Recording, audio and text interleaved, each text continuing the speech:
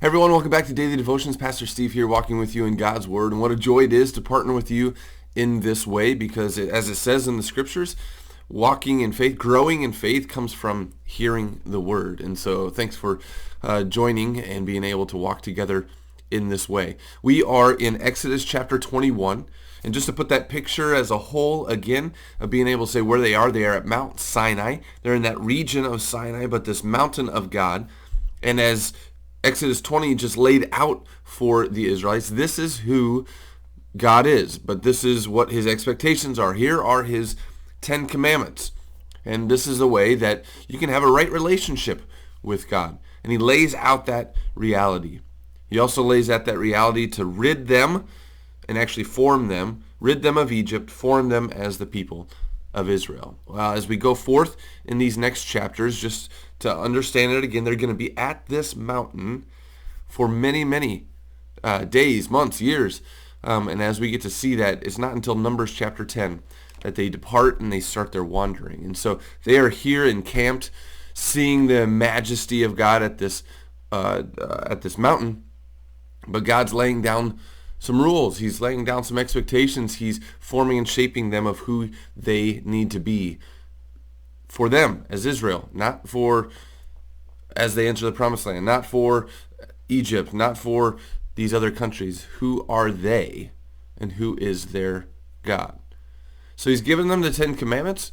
Here's some rules, regulations, here's some commands of God, but he goes further than that. He goes further than that and actually instructs them into practically how to live together so that they would actually be the people of the Lord that brought them up out of Egypt. Chapter 21, beginning at verse 1, it says, "These are the laws you are to set before them." Moses has gone up to the mountain. He went into that darkness, right? And this is what the Lord's saying to Moses. Verse 2, "If you buy a Hebrew servant, he is to serve you for 6 years, but in the 7th year he shall go free without paying anything. If he comes alone, he is to go free alone. But if he has a wife when he comes, she is to go with him. If his master gives him a wife, and she bears him sons or daughters, the woman and her children shall belong to her master, and only the man shall go free. But if the servant declares, 'I love my master and my wife and children, and do not want to go free,' then his master must take him before the judges. He shall take him to the door or the doorpost and pierce his ear with an awl. Then he will be his servant for life.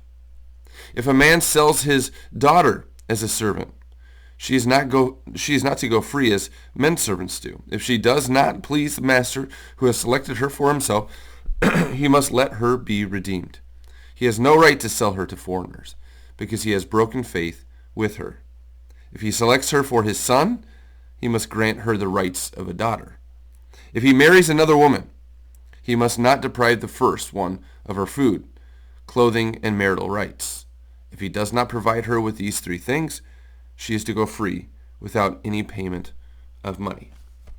And so as you see here, I'm glad that they use the word servants, because this was the norm. This was not necessarily the slavery that a lot of us think about, where it's just like this oppressed kind of way. No, these servants are actually workers in the household of masters. There's still a system in place, even in Israel. Now we get to see that they were Hebrew servants or Hebrew slaves in Egypt. This is different. This is speaking towards how to keep the households going.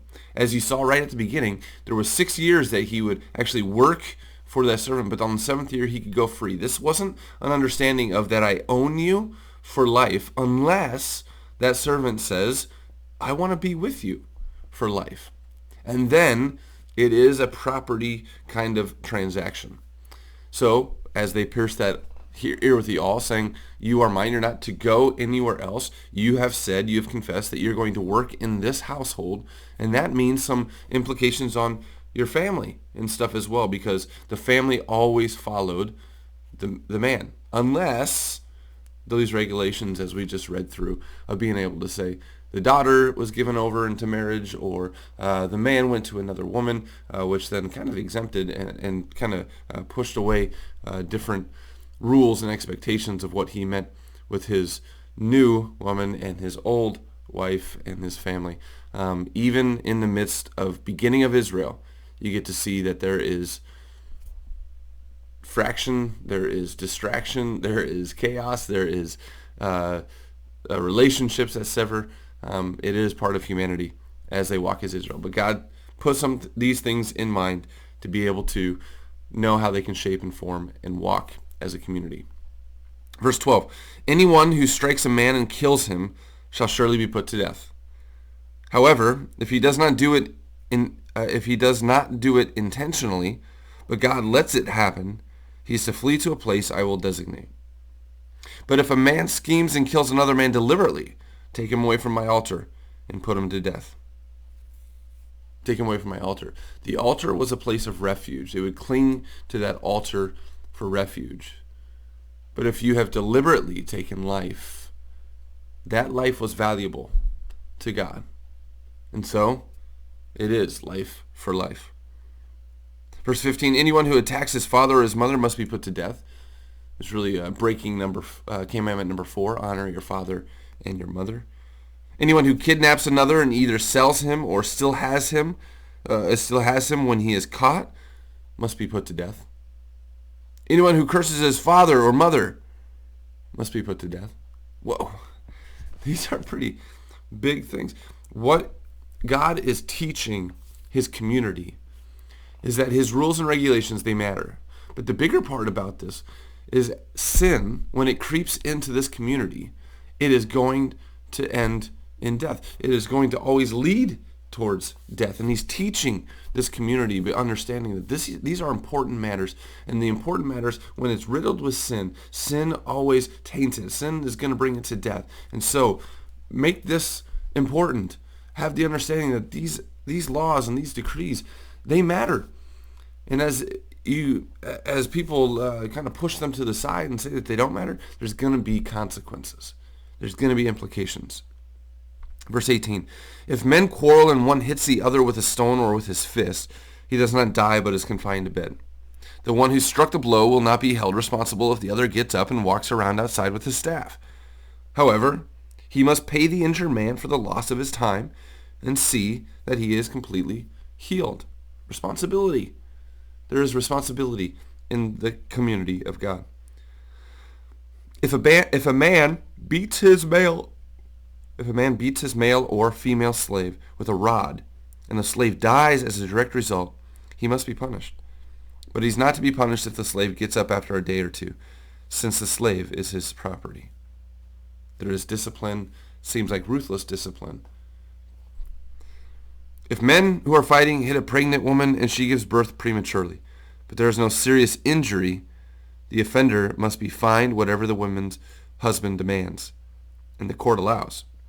But if there is serious injury, you are to take life for life. Eye for eye, tooth for tooth, hand for hand, foot for foot, burn for burn, wound for wound, bruise for bruise. There are responsibilities. God values life. This could send us down a whole nother trajectory, but look how God views that unborn child in the womb. Life for life. Eye for eye. He values life all the way from conception, all the way till he calls us home. Verse 26, if a man hits a manservant or maidservant in the eye and destroys it, he must let the servant go free to compensate for the eye.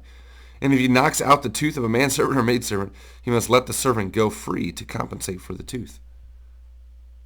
If a bull gores a man or a woman to death, the bull must be stoned to death, and its meat must not be eaten. But the owner of the bull will not be held responsible. If, however, the bull has had the habit of goring, and the owner has been warned but has not kept it penned up, and it kills a man or woman, the bull must be stoned, and the owner also must be put to death. However, if payment is demanded of him, he may redeem his life by paying whatever is demanded. This law is also applied if the bull gores a son or daughter. If the bull gores a male or female slave, the owner must pay 30 shekels of silver to the master of the slave, and the bull must be stoned. If a man uncovers a pit or digs one and fails to cover it, and an ox or a donkey falls into it, the owner of the pit must pay for the loss. He must pay its owner, and the dead animal will be his. If a man's bull injures the bull of another and it dies, they are to sell a live one and divide both the money and the dead animal equally. However, if it was known the bull had the habit of goring, yet the owner did not keep it penned up, The owner must pay animal for animal, and dead animal will be his. Pretty detailed, as we get to see here. But the detail is this: God is forming and shaping a community out of honor for him, out of devotion towards him, but also responsibility for your neighbors. It's just going to continue to come back, and it's a pretty simple law. It's a pretty simple commandment. Jesus picks it up. God has always been simple, right? Love God. There's commandments for that. Actually, the first three, the first tablet is love God and love your neighbor. Here's the detail of it. How do you love your other people in your community? How do you love God? By his worship and devotion towards that and honor him. But how do you honor your neighbor? And so it's pretty simple for us too. Today, love God and love your neighbor. And make sure you keep your bowl pinned up. There's some big implications for that. Have a blessed day, honoring God and honoring the people around you.